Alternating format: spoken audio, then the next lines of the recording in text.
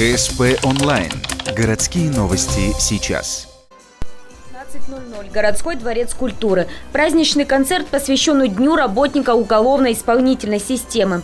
Структура была создана еще в царской России и направлена на торжество справедливости.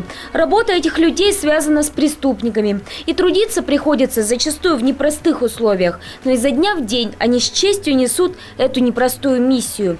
За год в тюрьмах Республики Коми не было ни одного побега. А сотрудники службы исполнения наказания пресекли пронос более чем 1000 телефонов. Это очень важная функция государства. Вы ее выполняете с честью и с достоинством, о чем говорят награды на вашей груди. Я хотел бы пожелать вам счастья, удачи. Ваш труд очень сложен. Вам тяжело эмоционально, вам тяжело на работе. Вы работаете с определенным, очень сложным контингентом. Между тем, еще раз хотел бы, чтобы вы сохранили в своей жизни доброту в душе, хорошее отношение к людям, чтобы вам всегда было хорошо.